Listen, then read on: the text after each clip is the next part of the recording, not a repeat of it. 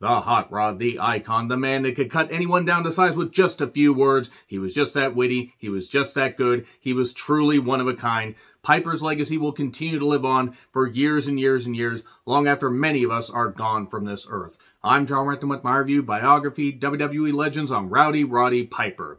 And I'm here to talk about this edition in Season 1 of WWE Whitewashing, Biography. Still have a few to talk about, the Bret Hart one, the Randy Savage hit piece, and the Mick Foley one. So, yeah, expect some more reviews to pop up, especially from Season 2. Oh, boy. Depending on when you're watching this, you've either already seen Episode 3 on the Bella Twins. Oh, boy, that's going to be fun. But this is about Roddy Piper. Truly one of the all-time greats. I mean, the amount of territories that he went through, the amount of shit he went through in his youth, and just beating up his body.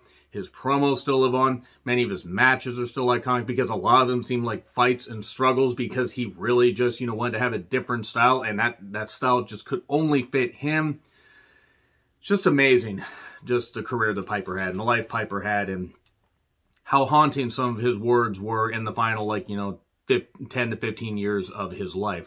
Vince, of course, does a very tasteful opening about implying that Piper is...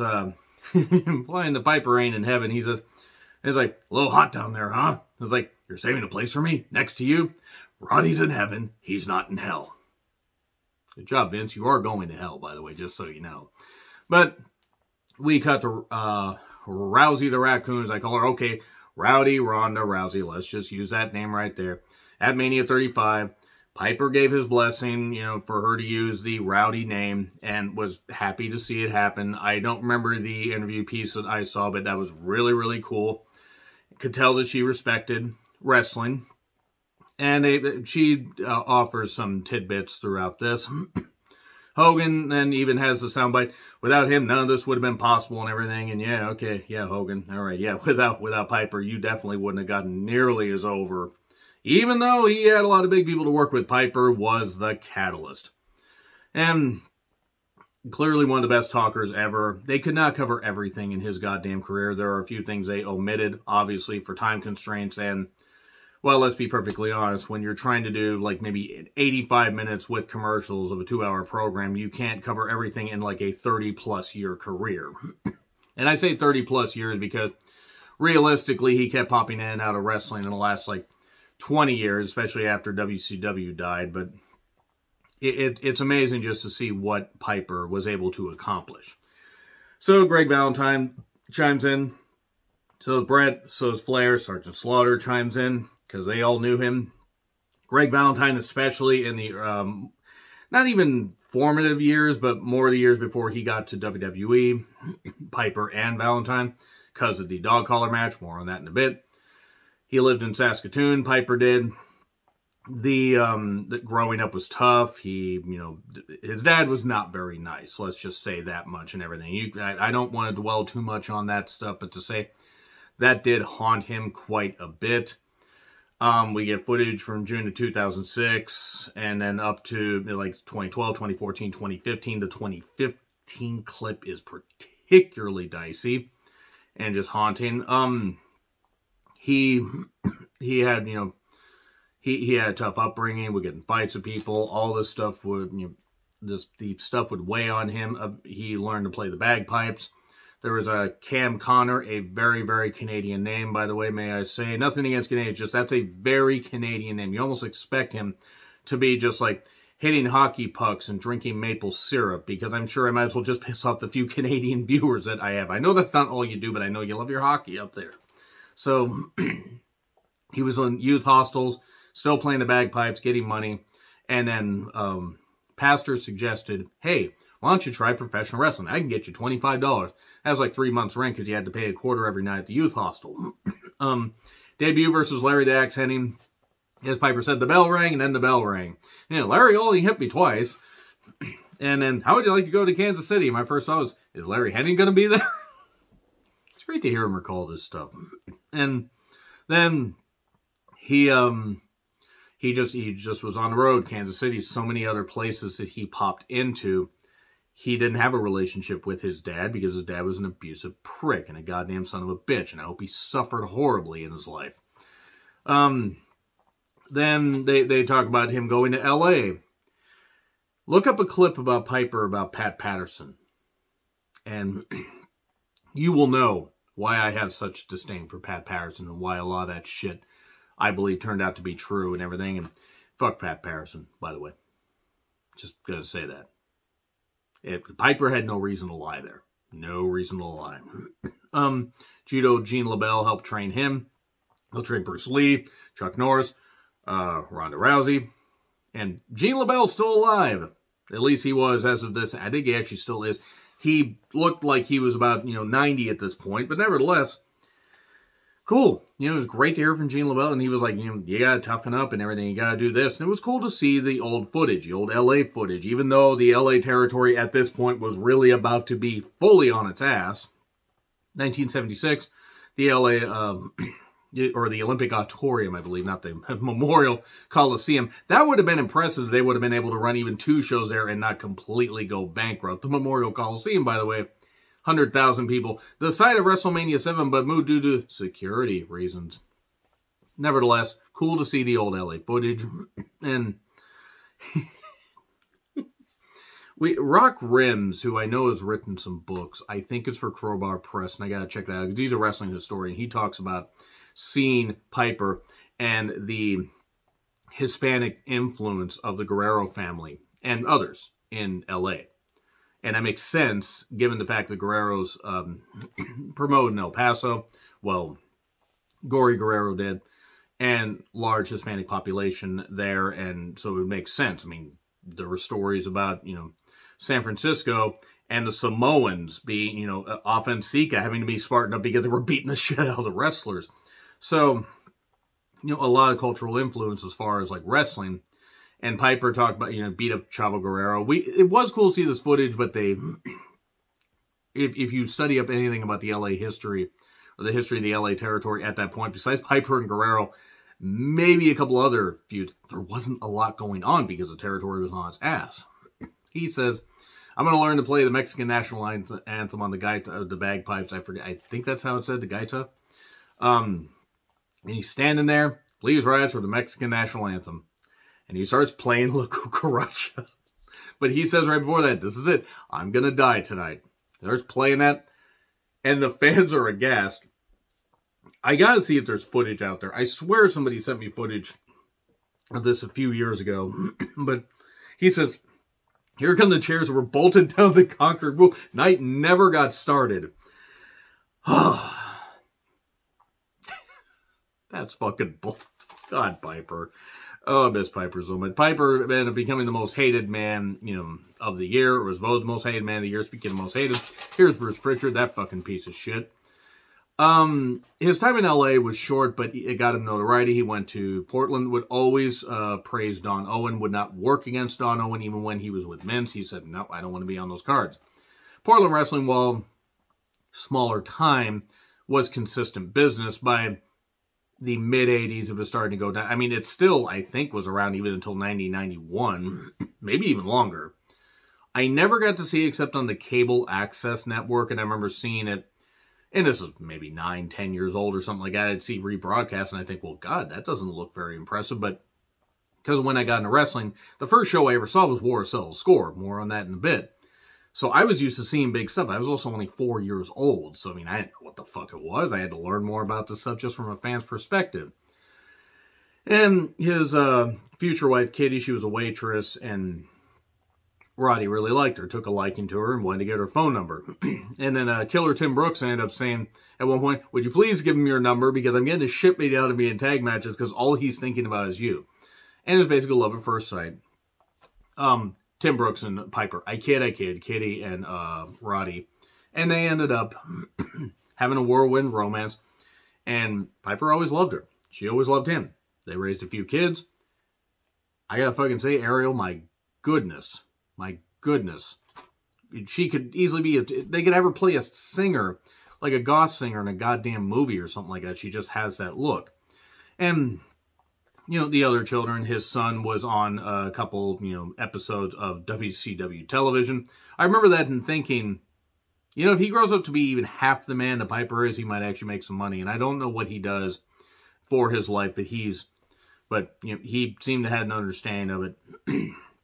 We get footage from Portland Wrestling of Piper attacking a woman, and it was obviously done in, a working fashion, but he would never hit a woman. A woman was always on a pedestal. He had to really, really do it over the top, and that's good. You really shouldn't fucking lay your hands on a woman like that, and if you do that kind of shit, lay your hands on a partner, or lay your hands on somebody just because you think you're the bigger man, you're a piece of shit. Piper wasn't that. Was he perfect? No. No, he was not perfect. They did skip over the Continental footage. They talked about the Georgia footage, Georgia Championship Wrestling. They mixed up Georgia and Mid-Atlantic footage. His time in Georgia was pretty good. They failed to deliver on the match with him and Lawler due to Piper going to, I believe, Continental, cocaine and all that. And that's meant the Continental's been talked about. I believe it was talked about in the Shawn Michaels documentary, if I remember right. And the WTBS era, as far as like being a big superstation, it was the original superstation, big stuff. His pairing with Flair, where they were feuding, where they were teaming up, didn't matter. Bruce Pritchard, goddamn idiot when it came to this stuff, because you would think that somebody that worked around Paul Bosch in at least some capacity, working the UWF, would have learned something about wrestling, but clearly Bruce Pritchard didn't. And Barlov was always a piece of shit, goddamn, gimmick that was never any good. Nobody really fucking liked it. Piper was always a fighter. His style always suited him well. He had legal pads full of lines and everything that he said, a lot of hard work would go into this. And it's not... Some people would say, you just came up with that off the top of your head. Oh, fuck you, or fuck you. It's like this it was a lot of work. That's impressive that he could remember that much shit, given the amount of partying, given the amount of, head trauma that he would suffer, given the amount of stuff. He was just that smart and that quick-witted. And the fact he had that, he would just hear stuff in songs, he'd hear stuff in movies. Didn't matter. He would always write that shit down. Because I'm Roddy Piper, and you're not. I wouldn't fight you if my grandma was attacked by the Huns. Or the Huns, as. And then we get to... He partied a lot. The partying kind of dominated this part here. Brett and Slaughter talked about having to help him, especially Slaughter, when in sometime in the Mid-Atlantic area, but also in the early days of Piper's run in WWE, which I think Slaughter was there for. Slaughter was there for some of it, but I do also remember that Slaughter left pretty quickly after that because of the Hasbro deal, and Slaughter made quite a bit of money off of that. And then Piper, talking about people wanting to kill him, he would keep his family safe on a ranch. They would, not go to the movies, not go to the mall, this kind of stuff. And Piper didn't mean for his family to be targeted, but that's just how seriously people took wrestling. And his feud with Greg Valentine started in May of 1983 or thereabouts, and then led to the Doge Collar match. Much color, such wow. And, being on the air, the year of the ear, that was one of the few witty things that Greg Valentine ever said on and off camera. And then they had that great match. Still holds up, by the way, violent as fuck. Piper would end up going to WWF at the time, but he was still dealing with the injuries. Because he had that eardrum. I think he said he lost 50% of the hearing in that ear, if I recall correctly. And Vince's expansion, because Vince was swallowing up everybody. Like he was making other women swallow up him. Allegedly. And Piper's Pit. That stuff still holds up. He beat up one job guy whose name escapes me right now. It was a guy in the blue singlet that looked like, if Mario was really, really dumpy. And beat him up. The most famous one, of course, with Jimmy Snuka. They claim it wasn't the gimmick coconut. Hey, maybe it was, maybe it wasn't. I don't fucking know or whatever. Renowned murderer Jimmy Snuka deserved every goddamn bit of beating that he got, since he never spent a day in jail for what he did to Nancy Argentino. It's a great feud. Great fucking feud. Piper's even talking about, I'm whipping him and everything. My dressing room's right back there, and I'm just doing this, and yeah, I'm a brave guy. And just when they think they've got all the answers, I change the question. So many iconic Piper quotes. You can't really get into them all. The Cyndi Lauper involvement. It was December 28th, 1984. Do you think you can kick Cyndi Lauper, not hurt her? Dave Wolf, Cyndi Lauper's manager, said, yeah, I can kick her, not hurt her. I could, knock her teeth in the back of her skull. What's your point? I want you to kick Cyndi Lauper. Girl just wants to have fun. So he does. And I think the quote was, Saddam Hussein ain't got nothing on me. And he was hated by that point. Hogan came out because Cyndi Lauper wasn't a wrestler. Wasn't the only involvement that Cyndi Lauper had in wrestling. But Hogan and Piper go to war to settle the score. Piper didn't want to lose to Hogan. And I don't blame Hogan for wanting to beat Piper, because that was ultimately what the whole thing was. But I also don't blame Piper for not wanting to lose to Hogan, because then the shine comes off of him. Yes, in hindsight, if Piper had lost to Hogan, maybe Piper could have gotten the championship for 6 months, lost it to Hogan, but then what? The idea was they pay to see Roddy Piper lose. If Piper doesn't lose, you pay even more to see that. Yes, it became a double-edged sword at some point, but Hogan didn't need to beat Piper. He never needed to. He ultimately would at Super Brawl 7, even after putting him over at Starrcade 96 a couple months prior. But Piper said, nah, I'm not losing. That doesn't work for me, brother. Ha! And Orndorff interferes. Bob Orton Jr. was there with the sling and the cast. And then they didn't talk about his friendship with Bob Orton Jr. That's a disappointment. Mr. T shows up. He wanted to kick the door down. He wanted to be this. Mr. T, I believe, believes this now, but I think thought that he was legit, one of the toughest guys and everything. And don't get me wrong, I'm sure it was actually tough. He wasn't tough in this line of work, though. He was an unknown as far as like being proven in the ring. He was a virtual unknown when Rocky 3 came out, and that launched him. Hogan was already being launched because he was exploding in Japan, doing some great stuff in the AWA, really starting to. And then Vern didn't put the title on him at Super Sunday. Great fucking job there, Vern. And then Mr. T, though, got the A-team, and he helped bring a level of awareness to Mania 1. I gotta say that. Vince was smart with how he incorporated a lot of celebrities. Incorporated Liberace, Billy Martin, who was not drunk, Muhammad Ali, who unfortunately was starting the Parkinson's, was starting to set in. It would really set in after the next decade. Vince mentioned the WrestleMania name without crediting Howard Finkel. I believe Howard Finkel was the one that came up with that. Piper and Mr. T didn't get along. I believe they made peace before he passed away. I hope so. I mean, I don't know. I would just hope that they did. Because Piper seemed to ease back a bit in his old age, which I'm glad, because Piper was so guarded, and I don't fucking blame him with how he was raised. Hogan blew off the fact that they didn't get along and everything, and Piper and Orndorff were right, protecting the business, all that. And then Mr. T should have beaten one of them clean in the middle of the ring, preferably Piper. No, there was more to get out of this. They did skip over. Of course, Hogan's trying to take credit. Oh, you could have made so much money in wrestling. Oh, I just wish I would have listened to you. Yeah, we can believe Hogan's words, except Hogan lies all the goddamn time, and Piper isn't here to say that stuff. They skip over Mania 2, which is probably smart. The boxing match was shit. Mania 3 with Adrian Adonis, right before Adrian was a total wreck. And then on the set of They Live, I have come to chew ass and kiss bubblegum, and I'm all out of ass. I think I got that line right. Keith David chimes in about the alley fight.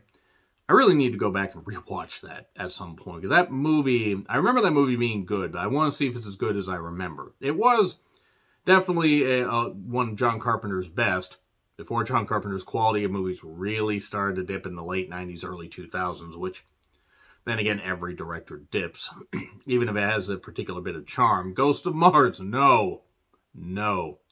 So, the Keith David stuff was actually pretty cool. Mania 5 return with Morton Downey Jr., and they just gloss over a whole bunch of his stuff. His return to his time as a commentator with Gorilla Monsoon. Mania 7 when he was trying to help Virgil. I mean, that's fine. Nobody really cared that much about that feud anyway. But then his Intercontinental title win versus the Mountie. They spent some time with Bret Hart revisiting the Mania 8 match. And I'm looking forward to reviewing the Bret documentary, since Bret is my favorite wrestler of all time.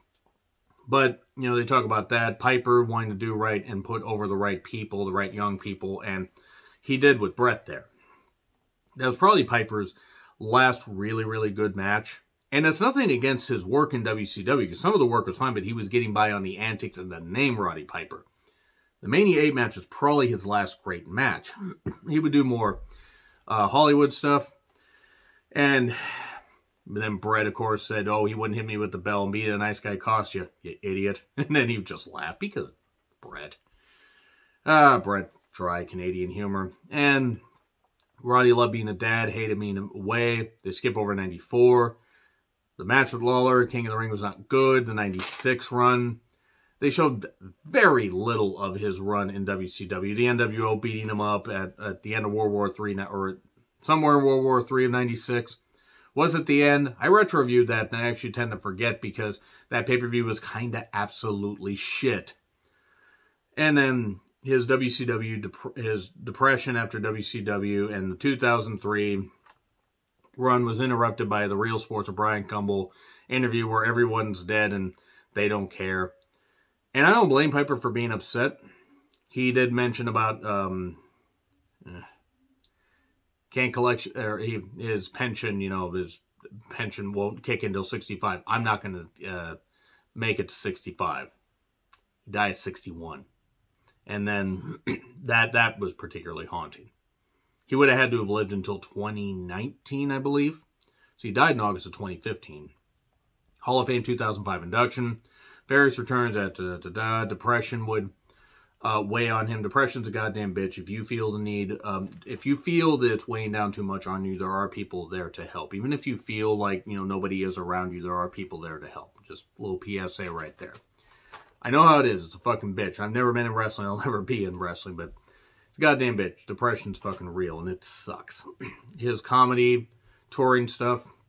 Steve Simone, who was a lifelong fan, or Simeon, I don't actually know how that's pronounced, weighs in and talks about helping Piper, and then we see footage of him on Rich Eisen, where it was near the end of his life. He couldn't form his words. I do recall seeing that, but so much stuff got jumbled around that time, because Dusty passed away in June of 2015, and Piper passed away just a couple months after that.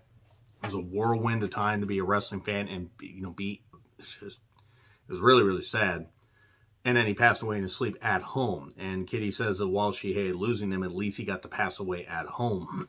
And what is Piper's legacy? Truly one of the best ever. Truly one of the best ever. And then they show Rousey and have his family chime in. And then we see impressions of Roddy at the end, which Roddy always hated impressions of him. And naturally, Bruce Pritchard was the first one that they show. I mean, there were a couple that weren't too bad. His son actually did a pretty good one. His daughter, Ariel, I forget the other one's name. I apologize. But they do impressions, and it was a pretty good documentary. It was this one's a bit longer than other reviews because Piper is just really, really fucking tremendous. So I couldn't help but talk a little bit longer about him. Looking forward to doing the Bret Hart one. Let me know your thoughts in the comments. Like, share, subscribe. Twitter handle in the description. I'm John Rickland. I'll see you soon.